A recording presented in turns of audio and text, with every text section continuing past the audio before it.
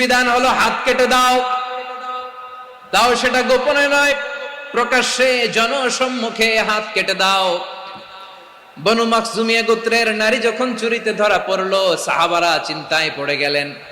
সবেমাত্র মক্কার লোকেরা কালিমা পড়ে মুসলমান হয়েছে, ইসলামের আইন কানুন তেমন জানে না, ইসলামী শরিয়ার সাথে বেশি পরিচিত নয়। এখন যদি বিশ্বনবী চুরির যেই বিধান এটা যদি কায়েম করে হাত যদি কেটে দেয়, না জানি মক্কার লোকেরা আবার বিগড়ে যায়, না জানি মক্কার লোকেরা আবার মুরতাদ হয়ে যায়, না জানি মক্কার লোকেরা ইসলাম থেকে দূরে সরে যায়। চলো চলো, সাহাবীরা মিলে পরামর্শ করলেন, চলো বিশ্বনবীর কাছে যে বলি, ও নবী, শুধু কেবলমাত্র একমাত্র এই নারীর জন্য চুরির হাত কাটার বিধানটা আপনি একটু থামিয়ে দেন। চুরির হাত কাটার যে বিধান এখানে একটু রহিত করে দেন, বাকিগুলা কইরেন মদিনাতে যে চলবে, কিন্তু মক্কায় এবারের জন্য মাফ করে দেন। কিন্তু কে বলবে? এই যে পরামর্শ, সাজেশন, এটা কে দিবে বিশ্বনবীর কাছে? সাহাবারা চিন্তায় পড়ে গেলেন। আল্লাহর নবীর সামনে দাঁড়িয়ে আল্লাহর দেয়া হুদুদ, আল্লাহর দেয়া বিধান থামিয়ে দেওয়া, মাফ করে দেওয়া, এই কথা বিশ্বনবীর সামনে বলার সাহস তো কেউ রাখে না।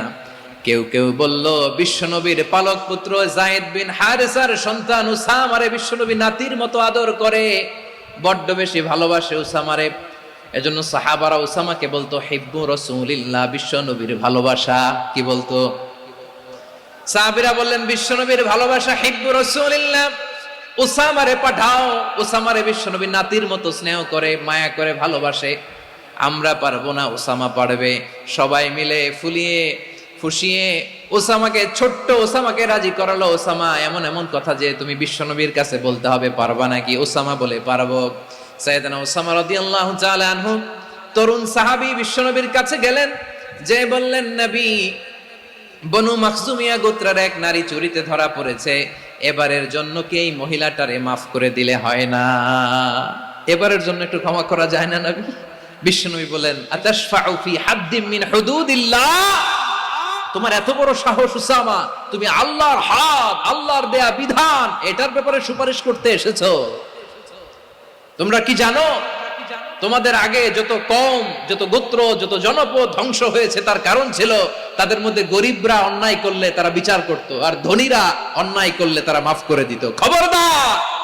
ওয়া আইমুল্লাহ লাউ আন্না ফাতিমাতা বিনতি মুহাম্মাদিন সারাকাত লাকাতা মুহাম্মাদুন ইয়াদাহা। বিশ্বনবী বললেন, ওরে ওসামা, বানু মাখজুমিয়ার ওই প্রেস্টিজিয়াস এন্ড ডিগনিফাইড ফ্যামিলির মেয়ে তো দূর কি বাত, অনেক দূরের কথা। জেনে রেখো ওসামা, আমার কলিজার টুকরা, নয়নের পুটুলি ফাতেমাও যদি মক্কার জমিনে আজকে এই চুরির দায়ে ধরা পড়তো, আমি বিশ্বনবী মুহাম্মাদুর রাসূলুল্লাহ ধরে ফাতেমার ডান হাতটা কেটে দিতে এক বিলম্ব দেরি করতাম না।